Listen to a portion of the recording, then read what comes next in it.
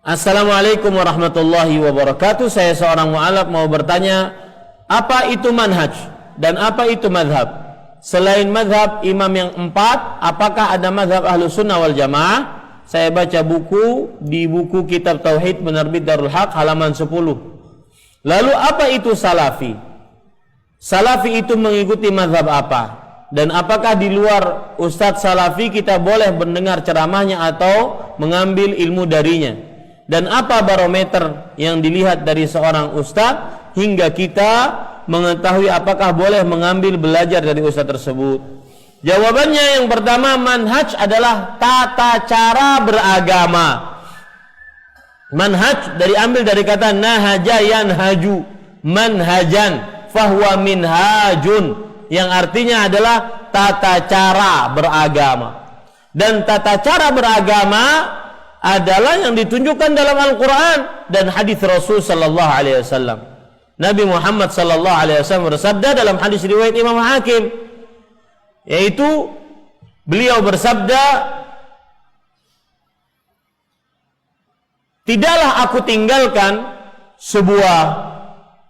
sesuatu sepeninggalku jika kalian berpegang teguh dengan dua perkara tersebut, maka niscaya kalian tidak akan pernah sesat. Kitabullah wa sunnati, yaitu kitab Allah dan sunnahku. Berarti di sini manhajnya, tata cara beragamanya adalah bersandar kepada Al-Quran dan hadis. Ini tata cara beragama kita. Referensi hukum kita bukan dari akal, bukan dari adat kebiasaan orang banyak, bukan adat kebiasaan orang kampung, tetapi berdasar dari Al-Quran dan hadis. Ya, nah ini para ikhwan yang dirahmati oleh Allah Subhanahu wa taala. Kemudian Al-Quran dan hadis perlu dipahami dengan benar sehingga mendatangkan ilmu yang benar. Karena banyak orang yang berdalil dari Al-Quran dan hadis tetapi pemahamannya keliru, akhirnya menyimpang. Maka di sini perlu dicari pemahaman yang benar bagaimana memahami Al-Quran dan hadis. Maka pemahaman yang benar sehingga kita bisa memahami Al-Quran dan hadis, yaitu tidak diragukan lagi dari pemahaman para sahabat Nabi radhiyallahu anhum. Kenapa? Karena mereka orang-orang yang diridhai oleh Allah. Mereka orang-orang yang dijamin surga oleh Allah. Mereka orang-orang yang diampuni dosanya oleh Allah. Mereka manusia yang paling terbaik yang disebutkan dalam Al-Quran dan hadis Rasul. Dan mereka hidup di zaman Rasulullah, tahu bagaimana syariat itu diamalkan. Dan mereka adalah orang-orang yang paling faham tentang Al-Quran dan hadis, karena Al-Quran dan hadis dengan bahasa mereka.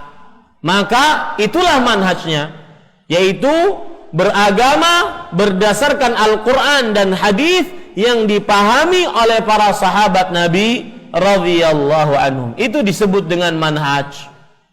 Ya.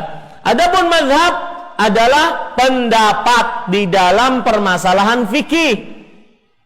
Pendapat dalam permasalahan fikih, misalkan menyentuh tangan, menyentuh wanita, laki-laki menyentuh wanita, mazhab Imam Asy-Syafi'i rahimahullah batal, mazhab Imam Ahmad tidak batal.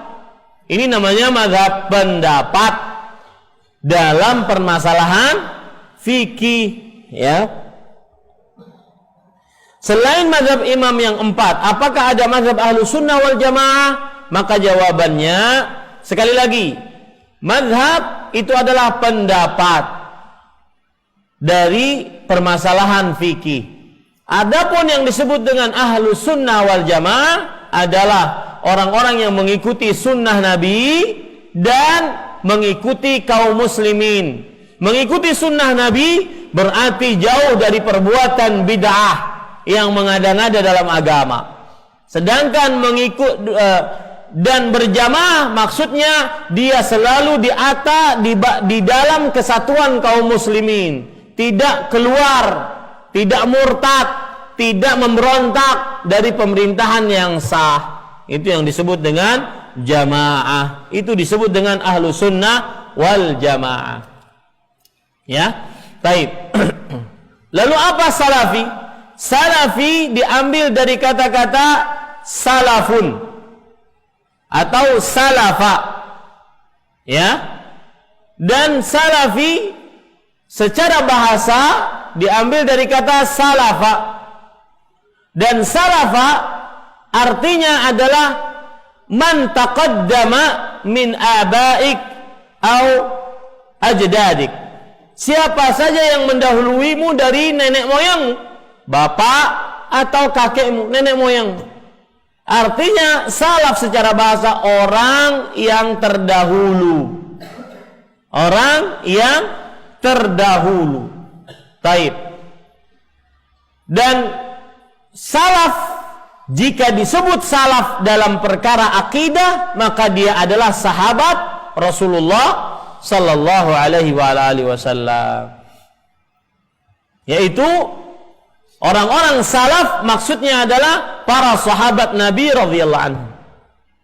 Siapa yang mengikuti ajaran sahabat, maka dialah yang disebut dengan salafi.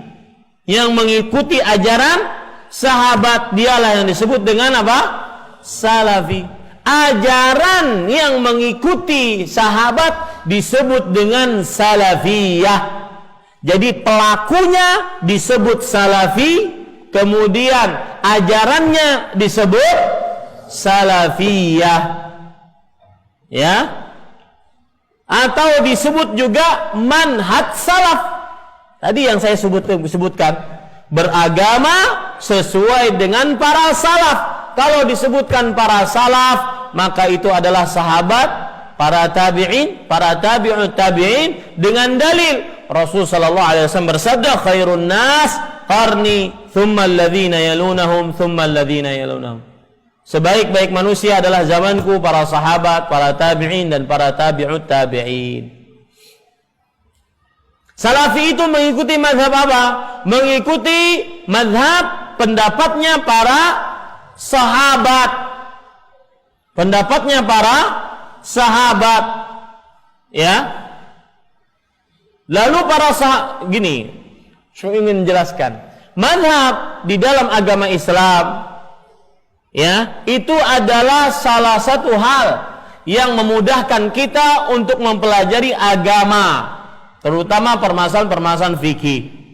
Mazhab Asy-Syafi'i, mazhab Hambali, mazhab Hanafi, mazhab Maliki, ini semua memudahkan kita untuk mempelajari ilmu agama. Tetapi ketika kita mengamalkan agama harus berdasarkan dari Al-Quran dan hadis, bukan berdasarkan mazhab. Kenapa? Karena mazhab hanya sekedar memudahkan kita. Mazhab bukan dalil. Dalilnya apa tadi? Al-Quran dan hadis. Ya, nah itu dia. Taib, Ustaz, wajibkah bermazhab? Tidak wajib. Secara mutlak dan pasti tidak wajib. Kenapa? Karena tidak ada dalil. Yang kedua, sebelum adanya mazhab Hanafi, Maliki, Syafi'i, Hambali, lalu manusia-manusia sebelumnya bermazhab apa? Para sahabat bermazhabnya apa? Jangan dikatakan nanti Abu Bakar As-Siddiq mazhabnya Syafi'i. Ini gimana? Imam Syafi'i hidupnya di abad ke-3 Hijriah, tahun 204 Hijriah. Maka pasti tidak wajib bermazhab, itu pasti. Tidak ada yang meragukan itu. Tidak wajib bermazhab, itu pasti. Karena tidak ada dalil. Dan ulama-ulama sebelum mazhab lalu bermazhab apa? Kalau seandainya wajib, berarti mereka berdosa karena tidak mengamalkan mazhab. Paham maksud saya? Ulama-ulama sebelumnya tidak ada mazhabnya. Para sahabat tidak ada mazhabnya. Nah ini para ikhwan yang dirahmati oleh Allah. Jadi yang dilakukan oleh orang-orang yang mengikuti ajaran salaf adalah dia beramal sesuai dengan Al-Quran dan hadis. Yang mana Al-Quran dan hadis ini dipahami oleh para sahabat. Bolehkah mengambil ilmu selain Ustadz Salafi? Para ikhwan yang dirahmati oleh Allah, kita diajarkan oleh orang-orang salaf yang tadi saya sebutkan, paling mulia, diridhai oleh Allah, diampuni dosa, dijamin surga oleh Allah, manusia paling terbaik. Kita sudah diperintahkan, bahkan dari mulai semenjak Rasul sallallahu alaihi wasallam memerintahkan kita, hati-hati nuntut ilmu. Tidak boleh sembarangan, nggak boleh mengambil dalil, ambil baiknya, buang buruknya. Lalu siapa yang tahu buruk dan siapa yang tahu baiknya? Sok sekali dia. Bahkan ada seorang yang mengirim sesuatu kepada saya, Ustadz, jangan emosi ketika menjelaskan ini. Jangan marah-marah. Saya tidak marah-marah, tapi saya memperingatkan dengan keras, ya, agar tidak sembarangan menuntut ilmu. Dan itu warisan para nabi. Nabi Muhammad SAW bersabda, la taqumus sa'ah hatta yultamasal ilmu anil asagir. Tidak dibangkitkan hari kiamat sampai dituntut ilmu dari orang-orang asagir. Asagir adalah ahli bid'ah yang tidak pantas dituntut ilmunya. Dari mulai dulu Nabi Muhammad SAW mengajarkan kepada kita, diikuti oleh sahabatnya, di antaranya Abdullah bin Umar. Beliau mengatakan, dinuka dinuk, fa innama huwa lahmuka wa damuk. Jagalah agamamu, jagalah agamamu, jagalah agamamu. Sesungguhnya dia adalah darah dagingmu. Khudhu minal ladzina istaqamu wa la ta'khudhu minal ladzina malu. Ambil dari orang-orang yang lurus dan jangan mengambil dari orang-orang yang menyimpang. Kita saja kalau seandainya ingin berobat, banyak dokter, kita mau mencari yang paling spesialis, paling bagus diagnosanya terhadap penyakit kita. Itu dalam urusan duniawi. Bagaimana ini urusan ukhrawi yang menyebabkan kekekalan, selamat di surga ataupun kekal di neraka? Kan harus hati-hati. Makanya saya katakan syubhat kalau mengatakan ambil buruknya, ambil baiknya, buang buruknya. Ini syubhat. Ya. Kemudian Abdullah bin Umar menurunkan ilmunya kepada tabi'in, Muhammad ibnu Sirin, kemudian Abdullah bin Mubarak rahimahumullah ta'ala, mereka mengatakan, inna hadzal ilma din, fanzuru amman ta'khuduna dinakum. Sesungguhnya ilmu ini adalah agama, maka perhatikanlah dari siapa kalian mengambil agama kalian. Jadi memilah-milih guru itu adalah sebuah konsekuensi dari ingin mendapatkan ilmu yang benar-benar bermanfaat. Kalau hanya sekedar ilmu, maka boleh mengambil dari mana saja, tapi kita ingin ilmu yang benar-benar bermanfaat. Dan ini tidak menunjukkan kepada eksklusivisme ataupun menuduh yang lain tidak pantas. Saya hanya ingin menuntut dari sini. Ya.